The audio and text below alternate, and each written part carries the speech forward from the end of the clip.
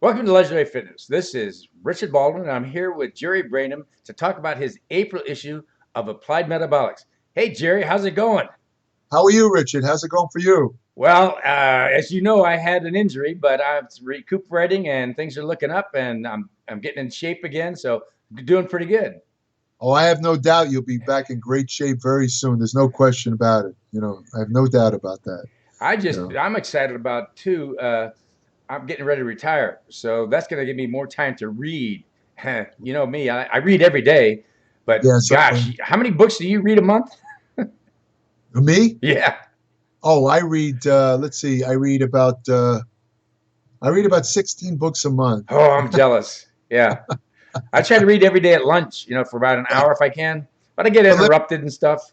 yeah, But but let me make an admission. However, of the 16 books, I'd say 14. You know what I mean by speed reading? yeah, You, yeah. you know, 14 of them are speed reading. In other words, Okay. I don't really, You look pick at up every. the essence, but not every detail. Exactly. In other words, Yeah, if you yeah, tested me on the book right after did the speed reading, if you gave me like a 20 question test, I'd pass.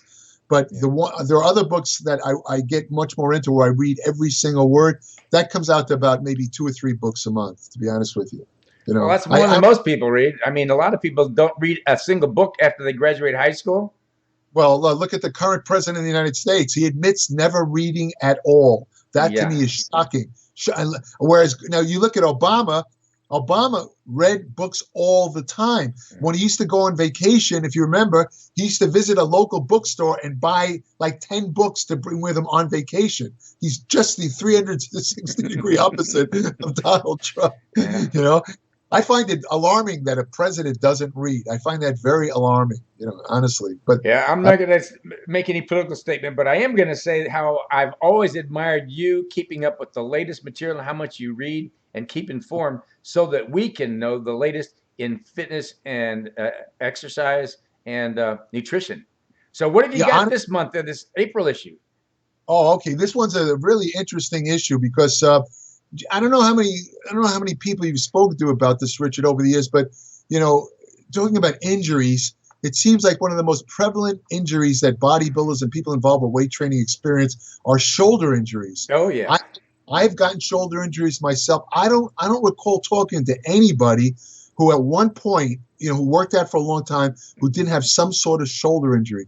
And there's a good reason for it. It has to do with the fact that it's a ball and socket joint. In other words, basically the shoulder sacrifices, as I wrote in the article, it sacrifices stability for mobility. This is what leads to problem. This is why doing certain exercises places a tremendous strain on the shoulder, and these are very common exercises. So in this article, I basically discuss what you might call the shoulder killers. I explain why they hurt your shoulder, and then I Like behind explain the neck presses? exactly. That's one of them, Yeah. right? I used to do that with 315 pounds when I was in my. Oh, It's amazing. I can even lift my arm now. exactly. But the thing is, I what I do is I give alternatives where, let's say you do have chronic shoulder pain, but you want to train your shoulders. I give alternative exercise, including stuff that probably I've never seen anywhere on any website that will allow you to really get an effective shoulder routine without causing further damage or without exacerbating the existing damage. So that's the first article, basically shoulder training, how to prevent injuries, how to work around chronic injuries. Well, That's I've the first. already changed the exercise I do, but I can't wait to check out that article Yeah, because yeah, I've had yeah. both rotator cuffs repaired. So, Oh, geez, yeah. who hasn't? But luckily I haven't had it, but I came close to it a couple of times. But anyway, then I discuss a controversy. I've been wanting to talk about this for a long time, actually. I'm sure you're familiar with growth hormone therapy. Oh, yeah. You know how they have these anti-aging clinics all over the place, and usually they offer testosterone replacement therapy, Hmm. or they offer growth hormone therapy among other treatments. And a lot of people go there. Let's say people past 40. And the truth is growth hormone does start to drop 14% per decade after age 30. So by the time you're 40, most people have a fairly, significant drop in growth hormone. And, in their mind, growth is an anti-aging hormone. It's kind of like a fountain of youth. It's all based on a 1990 study that was in the New England Journal of Medicine. Anyway, to make a long story short, there's a school of thought by other researchers that, in fact, growth hormone does the opposite. It actually accelerates aging. Whoa. So in this article, I examine the controversy and I offer the evidence for and against whether growth hormone will actually speed your aging. And I also discuss what happens when you do have a deficiency of growth hormone and its product, IGF-1, insulin-like growth factor 1. I go into specific detail what's going to happen if you do lack these hormones. Because the reason I do this, Richard, is because a lot of physicians are saying that telling their patients, leave the growth hormone alone. It's natural. There's a reason why your body decreases levels of testosterone, estrogen, and growth hormone. There's a reason for it. Don't play around with it. But what the flip side of that statement is, what happens when you don't play around, when you don't do anything to correct these different. And in this article, I go into what happens with growth hormone. Well, I can't wait to read that, because I've wondered about that myself. Yeah, because I've heard both sides, so I can't wait to read your article. Yeah. Oh yeah. Then I came across some new research. Carbohydrate and weight training in nutrition, sports nutrition, it's kind of a controversial subject because most of the recommendations, if you look at the medical journals, when you look up recommendations for people engaged in weight training, carbohydrates, and if you look up the sources for these recommendations, they're all related to endurance exercise, long distance runners like marathon runners who run 26 miles. I mean, these guys burn up a lot of glycogen, so they do have to replace carb. But the amount of carbohydrate recommended for bodybuilders, unless you had a super high metabolism and weren't insulin sensitive, if you took in the recommended amounts of carbohydrates that these dietitians and experts recommend based on these studies, you'd be about fat as a house. Muscle definition. So I said to myself, I need to clarify this. In other words, most guys today, correct me if I'm wrong, I think most people work out about an hour or so with the weights. Would you say that's about right? Years ago, I know you and I back in the set, we all used to work out 2 hours.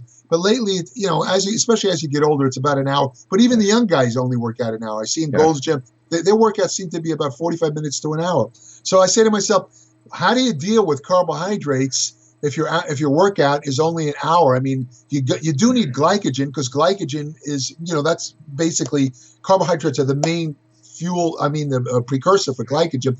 You do need glycogen in the muscle to get the muscle pump. How much carbohydrates do you really need? And what would happen if you took a certain percentage of carbohydrates during that 1 hour workout? Would it help, hinder, or do nothing? Yeah. So I came to the study, and luckily I was able to find an exact percentage of carbohydrates that if you take even in a 45-minute workout, it'll increase your workout power and endurance about 25%.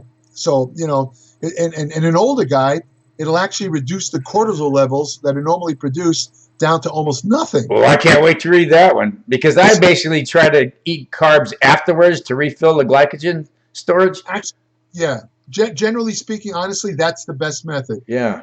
But the carbohydrates during the training, I honestly think that would be, a lot of these people will come to the gym.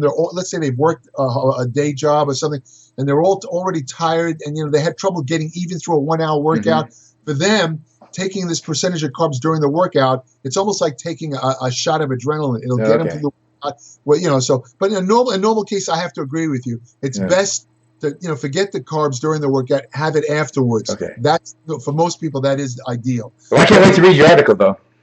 Well, the last one is on another controversial subject, stretching. Now, let me ask you, do you do any stretching in your workouts? And I'll tell you why. Because I read an article long ago, some studies that said that can lead to tears and stuff, and and it's not a good idea to do it. You warm up, but not with stretching. Is that not the right thing? No, you hit the nail right on the head. Okay. The research shows a lot of people will stretch. If you stop them or wait for them to finish, and you say, "Hey, excuse me, why are you stretching?" And almost the 100% answer is to prevent injuries. Yeah. Guess what? Stretching before exercise or sports activity does not prevent injuries. It's a myth. I wrote an article years ago saying that very thing, so I'm glad it's confirmed. That I wasn't. Okay. Ton of research to back you up, so don't worry about it. You were correct. But I'm not now. I have to be clear. I'm not saying that flexibility is not important. Oh yeah. It's very important to be flexible, because if you don't do something to keep yourself flexible, your body, the tendons dry out, the connective tissue you're going to get stiffer and stiffer and stiffer. So, you do want to be flexible. And also you get a better range of motion when you work out, if the more flexible you are. So there is a reason to be flexible. And, there is a place for stretching. But you see, let's say the centerpiece of this article has to do with quite a few studies. About 20 studies have been published in the last, let's say, 5 or 10 years, showing that if you stretch before engaging in weight training, this is shocking, you will reduce your strength by about 27%. Wow. In any exercise you do following stretching. And I also discuss, you remember Frank Zane, Frank? Mm-hmm. Frank was a big advocate, and I saw a video, he still is after all these years. Yeah. He likes to do what they call interset stretching. Like, where you're doing, let's say, a lat exercise. You remember this. Mm-hmm. Remember we used to do, and you would kind of pull on something to stretch your lats in between sets, right? And Zane felt that this helped his muscular development. A lot of guys do that. And I discussed that in the article, but I will say, just, I don't want to leave anyone in suspense. That is fine. It's not going to interfere with your gains. And then the reason why has to do with the timing. Okay. When you do the interset stretching, what do you do it for? 10 seconds, maybe 15 at the most?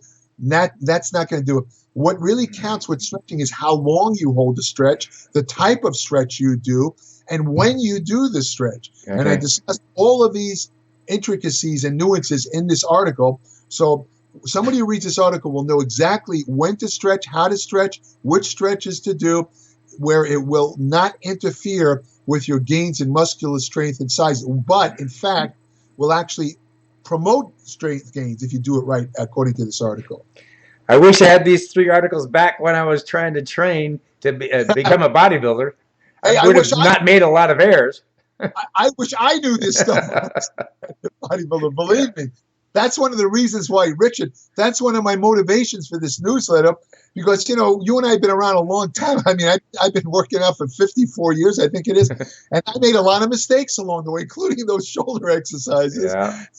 The thing is, one of my purposes with this newsletter, these new guys who are new to weight training, women, men, whatever, I'm trying to help them to prevent making some of the same mistakes that I made, that you made, that we all made years ago. That's going to eventually catch up with them in the sense of injuries, where it could be so bad they wind up not working out at all.